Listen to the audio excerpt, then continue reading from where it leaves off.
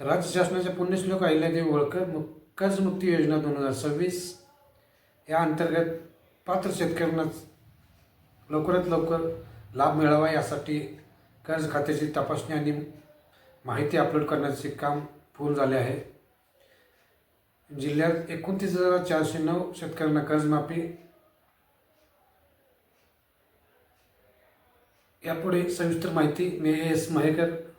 पुण्यश्लोक अहिल्यादेवी होळकर कर्जमुक्ती योजना 2026 या अंतर्गत पात्र शेतकऱ्यांना लवकरात लवकर लाभ मिळावा यासाठी कर्ज खात्याची तपासणी आणि माहिती अपलोड करण्याचे काम पूर्ण झाले आहे. जिल्ह्यातील 29,750 शेतकऱ्यांची कर्ज खात्याचे लेखापरीक्षण पूर्ण झाले आहे असून त्यापैकी 29,409 खातेदारांची माहिती शासनाच्या पोर्टलवर अपलोड केली आहे. त्यामुळे पात्र शेतकऱ्यांना कर्जमुक्तीचा लाभ मिळण्याचा मार्ग मोकळा झाला आहे.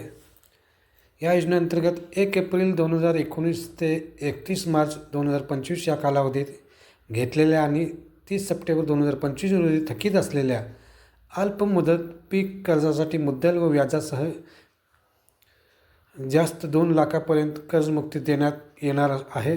2 लाख रुपयापेक्षा अधिक थकबाकी असलेल्या शेतकऱ्यांसाठी एक वेळ समझोता योजनेची तरतूद करण्यात आली आहे. यासाठी काही स्वतंत्र अर्ज करण्याची आवश्यकता नाही आहे. कर्जमाफीसाठी शेतकऱ्यांना स्वतंत्र अर्ज करण्याची आवश्यकता नाही. संबंधित बँका आणि सहकारी संस्थांकडून कर्ज खात्याची माहिती थेट शासनाच्या पोर्टलवर अपलोड केली जात आहे. लाभासाठी आधार प्रमाणीकरण आणि ॲग्रिस्टॅक नोंदणी आवश्यक. नोंदणी नसलेल्या शेतकऱ्यांची नोंदणी करून त्यांनाही लाभ मिळेल अशी व्यवस्था प्रशासनाकडून करण्यात आली आहे. आता अतिरिक्त रक्कम भरल्यानंतर शासनाकडून 2 लाख रुपयापर्यंतची मदत मिळणार आहे. याशिवाय नियमित कर्जफेड करणाऱ्या पात्र शेतकऱ्यांना 50,000 रुपयापर्यंत प्रोत्साहनपर लाभ देण्यासाठी शासन तयार आहे. या शासनाच्या पुण्यश्लोक अहिल्यादेवी होळकर शेतकऱ्यांना आर्थिक संकटातून बाहेर काढण्यासाठी हा ऐतिहासिक निर्णयामुळे ग्रामीण अर्थव्यवस्थेला नवी उभारी आणि कर्जबाजारी शेतकऱ्यांना मोठा दिलासा मिळणार आहे.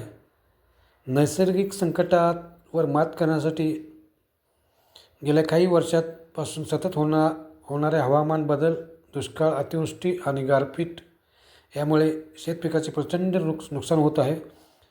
वाढता उत्पादन खर्च आणि शेतीमालाला मिळणारा अपुरा भाव यामुळे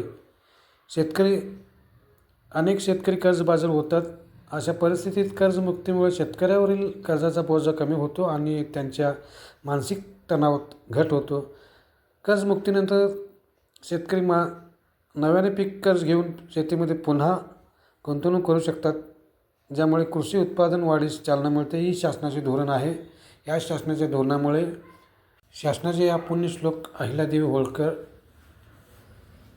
या ऐतिहासिक निर्णयामुळे शेतकरी वर्गांमध्ये खुशीचे वातावरण दिसते आहे.